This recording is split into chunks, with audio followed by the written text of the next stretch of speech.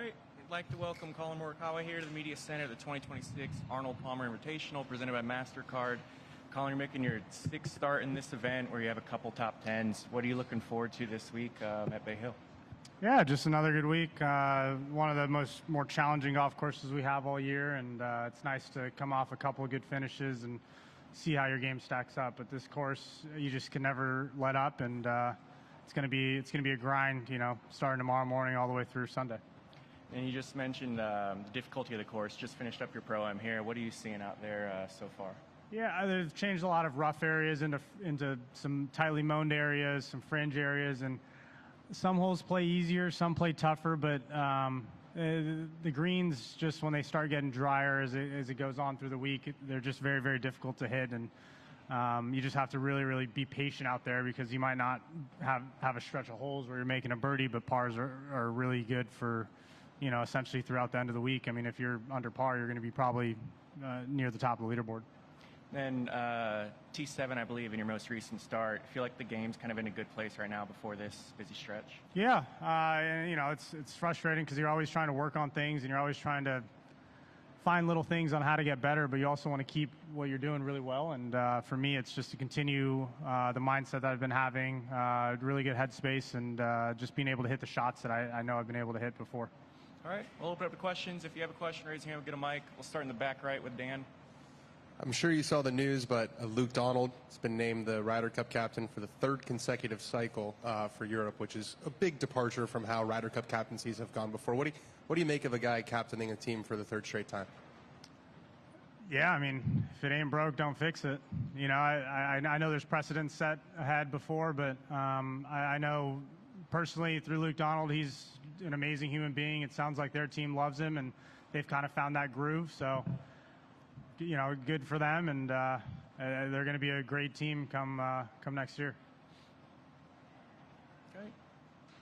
Next question for Collin. Come up here on the right side. Collin, you touched on headspace a minute ago. Last year, when you came in, you were trying to break a drought. And now you come in with a win just a few weeks ago. How does that change maybe the way you walk into Bay Hill and approach this tournament?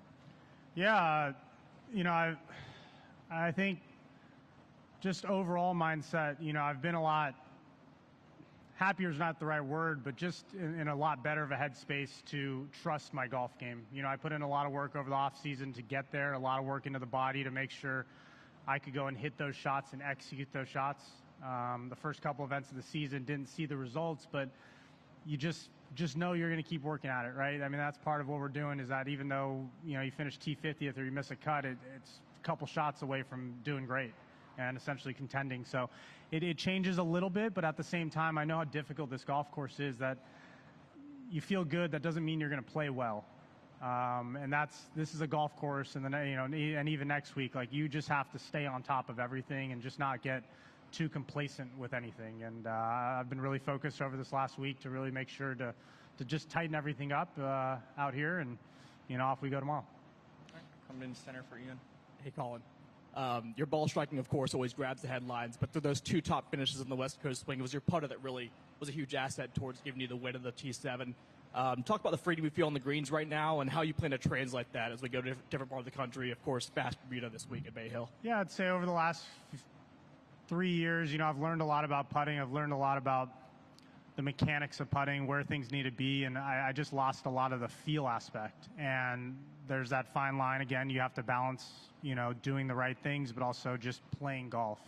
And I hadn't been playing golf, especially on the greens. So even those good weeks that felt okay and I was making putts, I wasn't able to just turn the switch on and say, man, putts are going in.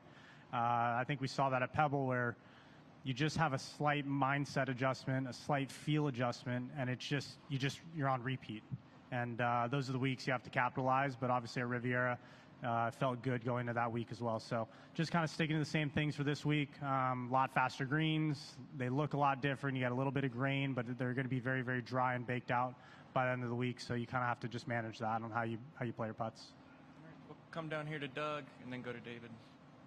Two things, Collin. If you had a one-shot lead that you were trying to hang on to, would you feel more comfortable standing on the 16th tee at Bay Hill or Sawgrass? You love hypotheticals, Doug. I love your answers. Yeah. Make it a good one. 16th tee here Or Sawgrass. or Sawgrass. Where would I feel more comfortable? I think comfort-wise, I'd probably take here. I'd probably take here. I mean, 16 at Sawgrass, 17 middle right pin. You're going to hit it to 25 feet left. And 18, you just have to hit a good shot off the tee. You know, if you have a one-shot lead, like you're not bailing out, you're not playing safe is not the right word. Like you are committing to your shot. So I would say probably Bay Hill, just because 17 here is so tough that birdies aren't really happening that often. Birdies are happening a little bit more often probably at Sawgrass. 18's probably very similar between the two. Is it a bad hypothetical? No. But you love hypotheticals. Not for me. Secondly, Joel Damon last year finished at 122 on the FedEx Cup, and he's playing in this signature event. Is there a message in there somewhere? I think there's different lenses you can look at. I don't know if I've thought about it, but I think it just shows the strength of professional golf, right? That's kind of part of why people love seeing maybe slightly bigger fields, seeing the underdog story come up, is that on a given week, there's a lot of guys in the world that can play golf. But at the same time, you know, opportunities aren't just handed out, right, to everyone. And you have to go and earn it. And if you are given an opportunity, and that's how I looked at it when I first turned pro, is these are all opportunities that sponsors are giving me. I have to take advantage. And if I don't, you know, who knows what's going to happen and who knows what path you're going to lead down. But, you know, Joel was given an opportunity, I think, throughout this year, a couple sponsor exemptions. He's taken that opportunity and turned it into something great. And I'm pretty sure he's kind of set on a full schedule, I'm assuming, for the rest of the year. But it just shows that, you know, there's a lot of good golfers out there. And it's just, you just can never, you know, let your foot off the gas, essentially. Go ahead, David. Collin, you mentioned a couple minutes ago talking about getting into the right headspace, improving your headspace, and also on the West Coast this year, making a little more putts and having a little bit more success with that. I saw that some guys brought you some different putters to try out and to test this week. Is there ever a point when you sort of say, like, I'm shutting it down as far as the equipment stuff goes? I'm focused on my game, and what's there is what I've got to focus just on this? Or do you need to sort of always be open? Like, if somebody who knows my game well brings me something, I need to go through and give that a little bit of time. Yeah, I'm the worst. You should see my house, and you should see my conversations with the TaylorMade guys. They're really fun. I'm sure they hate me by now. I do a lot of testing based on feel, and feel's very hard to explain to people and to club fitters and even other players because everyone's different. So, you know, I brought up to James Hawley, who does a lot, who's fitted nearly all of us in our Spiders, and you know, I was like, look, we're going to be going on a lot faster greens. They're going to look a lot faster. They're going to play faster. They're going to be baked.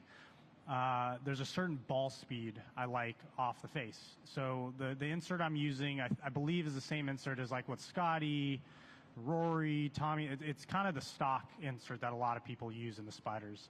And for me, it was just like, let's just check a box. So they were great. You know, they gave them a couple weeks. They put up a few putters. I hit putts for maybe 10 minutes with those, and then I was done. Because it was something that, like, you're going to know in an instant. It's like for us when we hit drivers and we test drivers, and, you know, even though the head and numbers look good, you just know that it's not right. Similar to that, like, that's kind of what I go through. So I do that a lot. Not necessarily on irons. When I find my woods, I leave my woods alone. But, you know, wedges I tend to mess around with a lot, 60s and putters. But I'm very, very happy. I'm sticking with the same one I've been using. And it's nice because it just confirms that, like, what I'm feeling off this putter is kind of what I'm looking for. I just wanted to test other ones to make sure that.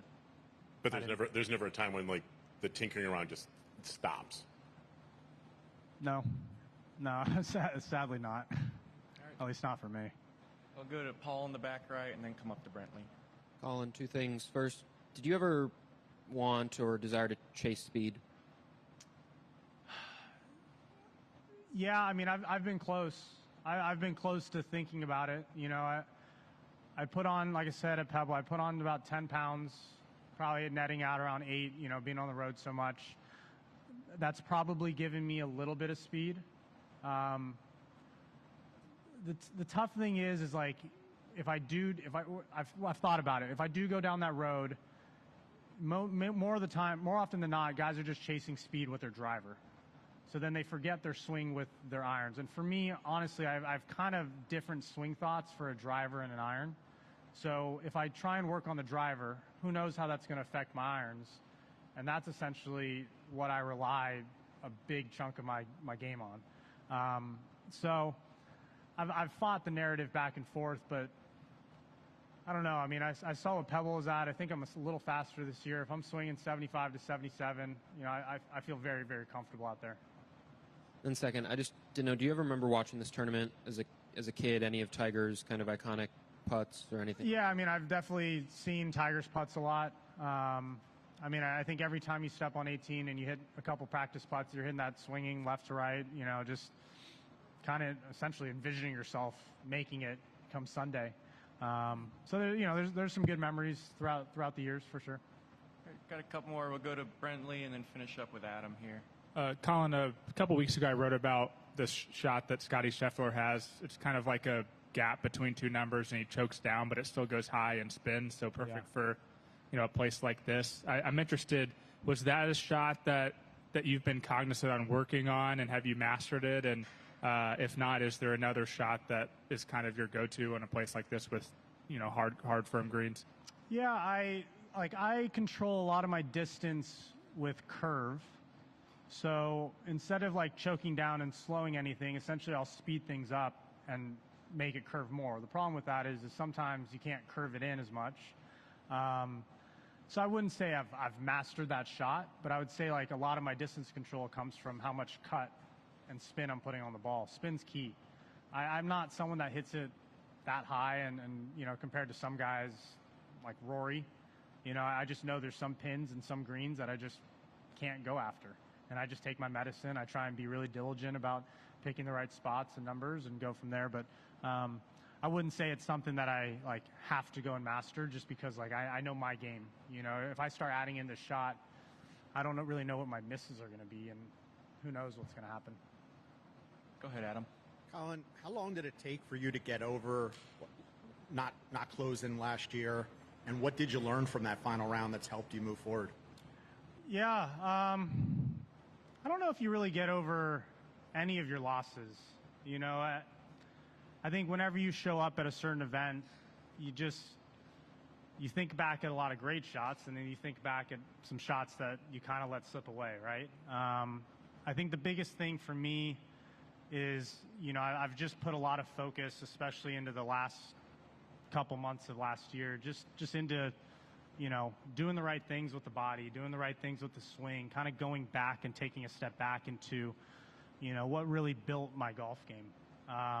It sucked because, I remember that Saturday, I think someone told me like how many days I had not won, and I'm like, thank you. I didn't need to hear that. But at the same time, in the end, it doesn't really matter. Like, I'm still going to go out, test new clubs. I'm still going to go out, try new shots, try and play better golf. I think the biggest thing you just keep going and looking at yourself is just saying, hey, like, we're going to keep knocking at the door, and hopefully we just knock it down at some point and be able to build off of that. Like I said, Marco Mira offered me a lot of great advice, and he says there's a lot of ups and there's a lot of downs. You just have to be able to just kind of mellow those out and enjoy the process, enjoy the ride. And it's easy to say enjoy, but enjoy is not really how it's all through and through, right? It's a grind, but you have to be present in that grind. And I think I've done a decent job of doing that. But trust me, it's never fun. What's your favorite Masters tradition? I don't really know. Like what? Like what are like, can you give me examples? Could be having a pimento cheese sandwich. Like going there? Yeah. Watching the ceremony. I take their pencils every year. I probably shouldn't say that. They've gone to longer pencils, so now I'm screwed. Got all those Pebble ones. The pebbles are staying in the back. But, you always take a couple of gust pencils. All right, we'll wrap it up with Doug with the last question. I don't know if you saw the end of Cognizant. I'm sure you've probably heard about it. I'm curious. What do you think? And I could ask this directly of you, but I'd be more curious from a tour player's standpoint, what they see compared with what the public sees. Because I'm sure you all have all been through that. Yeah, I mean, golf's just tough. Golf's tough. I mean, I'll brief on like Hawaii 3 years ago, me against Rahm. I made the turn 6 shots up or something. Cruising, making birdies, doing fine, like not thinking. And sometimes it just hits you, like you just run into a wall. And it's hard to explain how that wall shows up, and it's not about not being present. It's not about doing this, doing that, but like I compare what Pebble was like, and I make a bogey on 5, and I'm like, man, I've got the rest of the day to go out and win this golf tournament.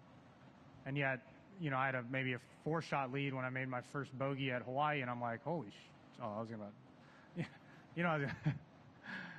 yeah, I was like, uh-oh. And you can never predict that, and you can never practice that. You can never talk yourself out of that. Sometimes it just happens, right? And it's very hard to get out of it. So, on what has happened through that, it's just golf. Like there's so many shots that are needed to be executed. Sometimes numbers work out. I mean, Nico, the shot he hit on 17 was, I wouldn't say perfect, but it was probably just a perfect number to where he just slightly missed it right, and it covers, right? And maybe for Shane, it was just a little bit of a tweener, and he just kind of fanned it, right? So it's amazing how certain events just kind of roll like that. And I feel for him. It's amazing golf from Nico, but I've gone through it. It just sucks. It's just part of golf, unfortunately. And Shane did a great job handling it. All right. Thanks for the time, Collin. Good luck. Thanks, everyone.